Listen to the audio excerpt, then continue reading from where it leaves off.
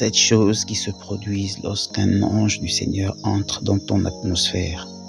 Nous savons tous que selon Hébreux 1, verset 14, les anges sont des esprits au service, envoyés par Dieu pour nous servir.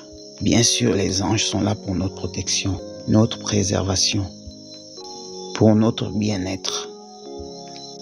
Mais que se passe-t-il lorsque un ange entre dans ton atmosphère? Numéro 1, tu commences à ressentir, surtout lorsque tu es en prière, une sensation de chaleur inhabituelle ou une sensation de brûlure. Et c'est parce que selon Hébreux 1, verset 7, les anges sont des flammes de feu. Genèse 3, verset 24, parle d'un chérubin que Dieu avait placé à la porte d'Éden et qui tenait une épée flamboyante. Et c'est comme si à chaque fois que nous voyons des anges, nous voyons le feu. D'autres anges sont appelés des chariots de feu. Dans Ésaïe 6, verset 2, nous parle des séraphins et comment il a tenu une braise sur sa bouche. Tu comprendras que le mot séraphin est le mot hébreu qui veut dire ceux qui sont enflammés. Et cela se produit souvent lorsque nous sommes en prière ou en adoration. Donc quand tu commences à ressentir cela, sache juste que tu as ascensionné. Sache juste que tu as franchi la ligne du naturel. Tu es maintenant dans le surnaturel. Tu es dans l'esprit et les anges sont exactement là où tu es. Numéro 2. Une sensation de picotement sur ta peau. Certains l'appellent chair de poule. Et c'est parce que les anges sont des esprits. N'est-ce pas? Donc, quand ils entrent dans ton atmosphère, ton corps automatiquement va réagir à leur présence. Et la façon dont ton corps réagit à leur présence, que tes cheveux vont se dresser. Ou alors tu vas ressentir cette sensation de picotement sur ta peau. Dans le livre de Job, versets 4 à 15, Job nous dit « Un esprit est passé près de mon visage et les poils de ma peau se sont dressés. » C'est très important que tu puisses comprendre que nous sommes des êtres spirituels avec une expérience terrestre. Chaque fois qu'un esprit entre dans notre atmosphère ou alors entre là où nous sommes, notre esprit va capturer sa présence et notre corps va répondre à cette présence. Parfois tu es en adoration. Tout d'un coup, tu ressens cette douce sensation de picotement sur ta peau et tu ne sais pas ce qui a causé cela ou qui est en train de causer cela. Il y a de fortes chances qu'un ange vient d'entrer dans ton atmosphère et au lieu que tu arrêtes de prier ou d'adorer cherchant où l'ange se trouve, continue tout simplement à adorer. Cela arrive la plupart des temps lorsque nous adorons, que ce soit en prière ou en chantant des cantiques d'adoration. Cela arrive la plupart des temps lorsque les gens sont en adoration.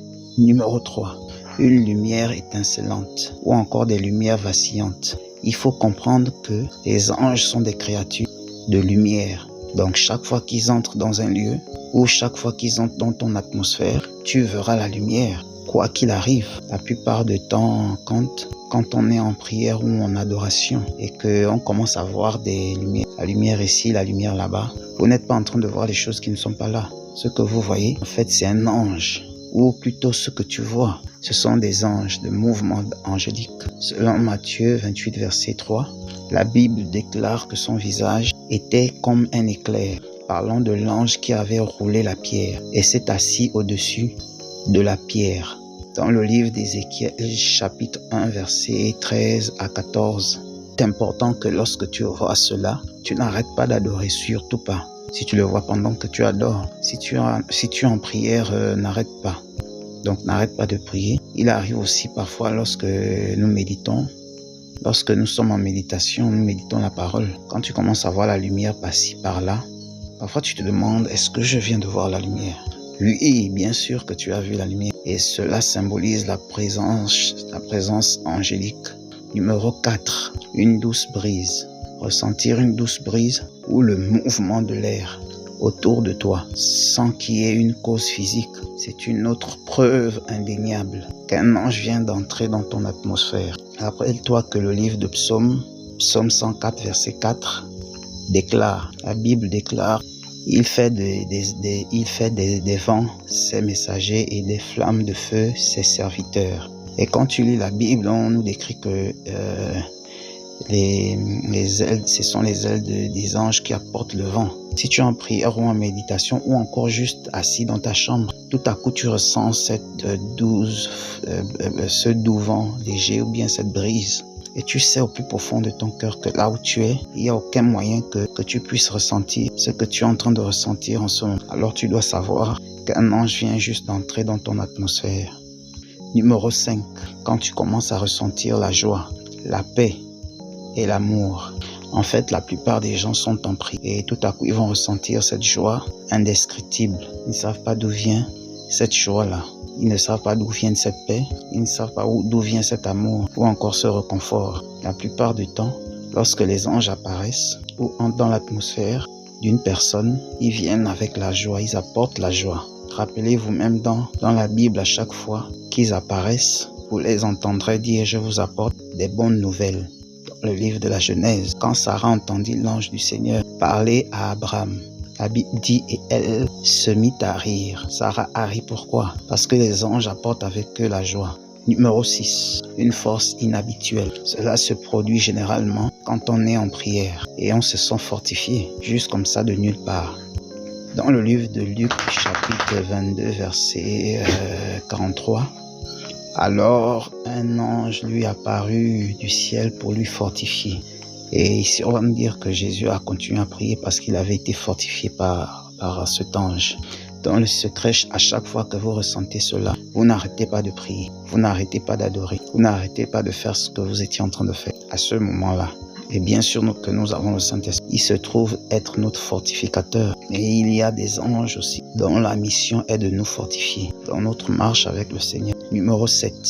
Ceci est très très important. Veuillez faire très attention. Lorsque vous êtes en prière et tout à coup, vous commencez à parler des langues inhabituelles ou encore lorsque votre parler en langue change. Vous priez et tout à coup, vous commencez à bouillonner et vous libérez des langues dans lesquelles tu seras toi-même, tu seras choqué après les avoir libérées. Et chaque fois que tu essayes de prier en ces langues-là, tu n'arrives pas à prier en utilisant ces langues. Tu ne peux plus les former, les reformuler.